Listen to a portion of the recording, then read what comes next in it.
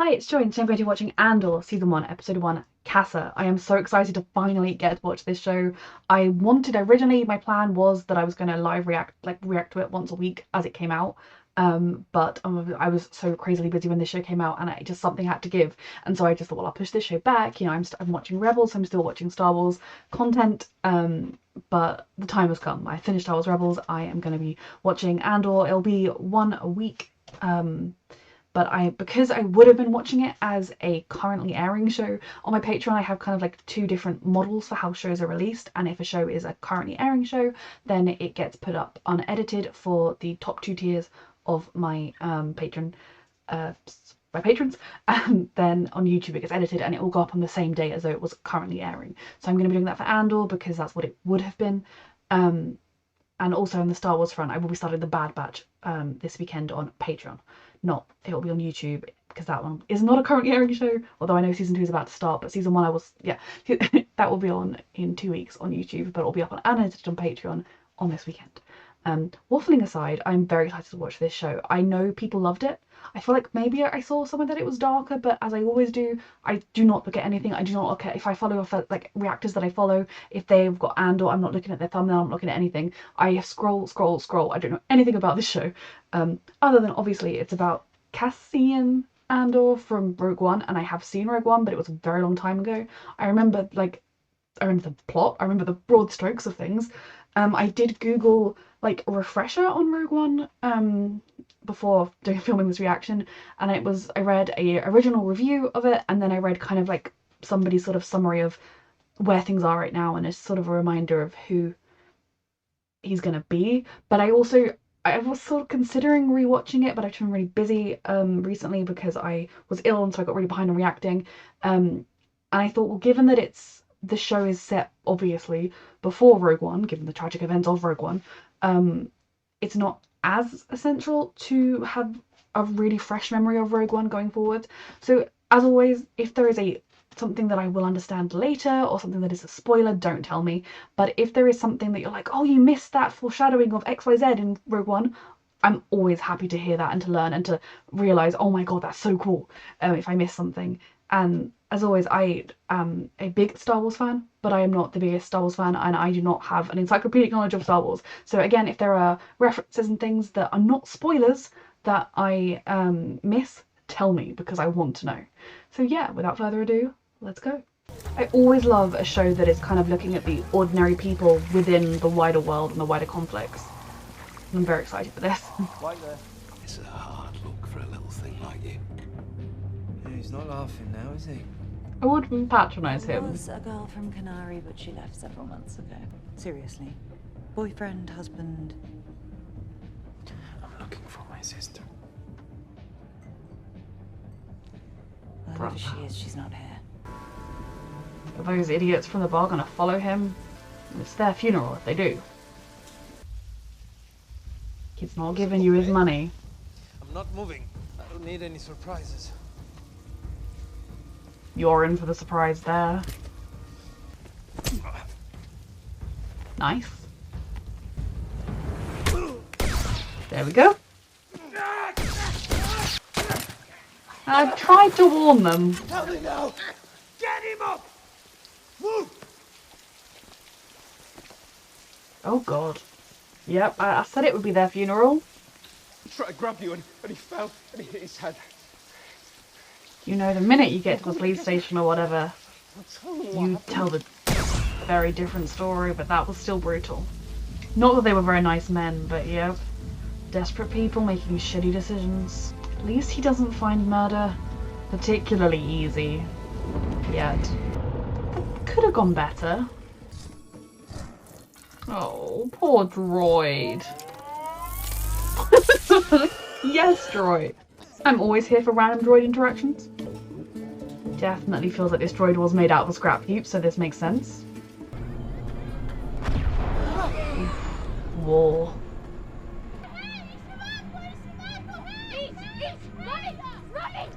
You don't want to attract attention.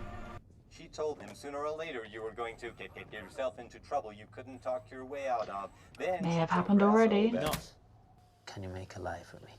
I can lie. I have adequate power reserves. truths, 2 lies. Let's have both. I will have to recharge at home. Oh my, bless him. Way back. I wasn't there. So then you started home and you saw me at the hotel bridge. We decided we were thirsty and... You're serious? Yeah. Who's gonna be asking? So Cavus was out. So you really trust this guy? Knock ourselves to sleep. You failed to gauge the depth of my irritation. You rose to make your point more vocally. I was helping And you that back he's into even the covering chair up his you fell. injuries. This could You be a were very gone when I good woke friend. up. You've come in now to apologize. This appears to bear all the hallmarks of what I like to describe as regrettable misadventure. Sir. 2 dedicated Primor employees caught in the sad orbit of heroic calamity. I don't understand. He's I want Francis you to Poldark, conjure a right? But they were murdered. No, they were killed in a fight. They're in a brothel. Corporations never care. Don't care now, won't care in the future. Or in the past. Drinking river, A long time which we're ago. not supposed to. They died being helpful. Something sad but inspiring in a mundane sort of way. That's how these things are done. At the Primor Security Inspection Team, which at the moment includes you. Oof, at the moment. Don't put Let's not get emotional.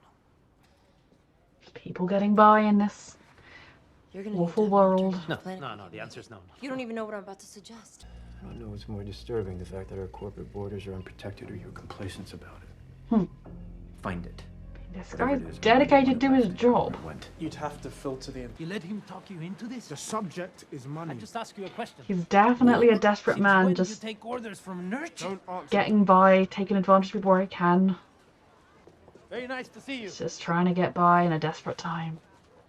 If you look into this, you're going to get her in trouble. Talk to her. If you really think she's lying to you, ask her about it. Signal's going out. We don't have presence there, sir. Is it not under our He's jurisdiction, not supposed to be technically? doing You're this, is simply he? asking for information? Have you ever been But he's there? doing What his difference job. does that make? Let's go! Your boss isn't going to be happy. But he is technically doing his job. Borrow it again tomorrow. I wouldn't do that if I was you. Close this out. Don't come back. Oh, come on, Pegla. No. Don't come back. He's running out of cards to play.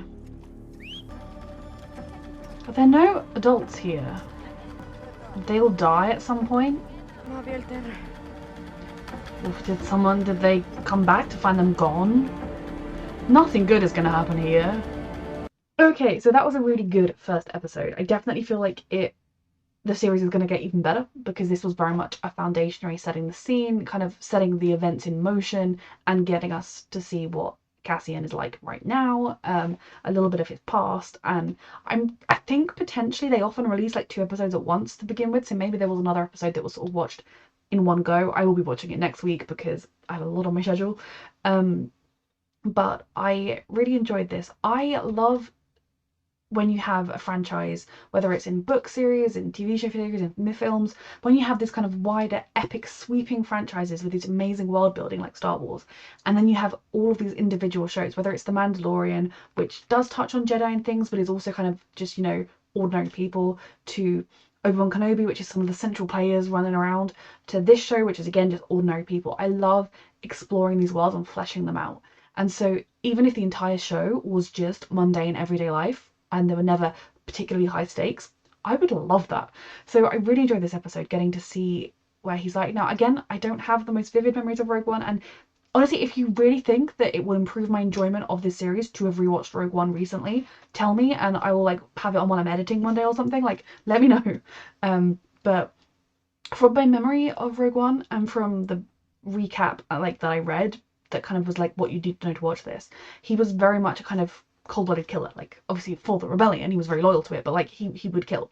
And in this episode, he, even when he had just accidentally killed the first guy, he didn't seem like, I killed someone. He was kind of like, fuck, I just killed someone. And then he only killed the other guy kind of because it was, otherwise he'd be able to ID me. Whereas now, yes, there is still one person who cares about this case who's coming after him. And I did notice, and I double checked the actors, that the guy who was the officer that was determined to find him was Francis Poldark, which is hilarious to me. Still hilarious to me that Francis Poldark was American in the first place, but I did already know that. He just looks so different that I really, like, I convinced myself it wasn't him. And then Bix, or whatever her name is, was Dorothy Gale in that Emerald City show, and she was in Good Omens. And I was like, I know her face. And I remembered Dorothy Gale randomly, even though that show's very old, but I forgot Good Omens and I watched that more recently. So yeah, anyway, I was very excited to recognise those people. But I love to, in general, just getting to see Cassian's life, to see where he is now. There is no mention of rebellion. He's not looking into doing anything like that. Obviously, something tragic happened with his homeworld. His sister is gone, taken, missing. He doesn't know where she is, and he assumes that, you know, she'll have ended up working in a brothel. So, like, clearly not having the best life by our standards. I'm excited to learn more about that, and to kind of, you definitely come across Cassian as he's very much someone that is struggling to survive. He is wheeling and dealing where he can. He's crossing boundaries. He's pushing boundaries as far as he can, I suppose. He's getting as many favors as he can. He knows how to work people, and I don't necessarily mean that in like a totally sinister way. Like, people are willing to give him a chance and a favor. He's very charming. But you also get the sense that he is definitely someone who is running out of luck. That, you know, his luck can only carry him so far, and his desperation can only carry him so far. So I really do not know the direction this show takes. I'm pretty sure it will end up with him getting linked to the rebellion. Maybe the person they sell their parts to is from the rebellion. Maybe that, I mean, I guess, you know, if you're buying sort of high value target, like bits and bobs and military supplies or whatnot, or pieces of ships or whatever, and you need to do it through backdoor channels, you probably are going to be a rebellion or a criminal empire. And it would make sense if it was the rebellion to be a sort of backdoor into it that Cassian could eventually end up into. But I'm getting way ahead of myself there. I'm just pretty sure that this is probably the arc the show is going to take. Though also, if I'm not mistaken, I think it's going to have a second season. So that doesn't mean that anything's going to happen in this season along those lines. So I'm excited to learn more about his home, about what drives him to, at this point, about what happened back then. I don't like, I mean, there's a part of me that genuinely thinks like this one officer like actually cares. He's like, two people that worked for us, maybe they were shit, but they did get murdered, and like, they did. I mean, one of them, it was an accident, and like, you know, one of the deaths, it definitely was kind of death by misadventure. Like, they went around attacking someone and he just got hit and he hit his head. The other one was kind of shot in the face, which I understand why he did it to a degree. I understand he felt like he had no other choice, but it, you know, still not a good thing, really. So in a way, at the moment, this officer is kind of just doing his job, and definitely seems frustrated that literally nobody else around him cares or is doing their job. Now that may change. We'll see what his tactics are, what he does. He clearly also he seems to have more of a not if naive's the right word, but his view on the world seems very different to the view of people around him, and maybe very different to the reality. But again, I thought it's interesting that this kind of sector is sort of run by a corporation that, so long as it does the Empire's bidding, it can just keep doing what it wants. I love the world building in this show. So yeah, this was a really promising first episode, and I have heard really good things about this show. Nothing about any events that happen, but just promising things. So I'm very excited to see where it goes next. A reminder that you can find the unedited version of this reaction on my Patreon right now, and thank you so much for watching.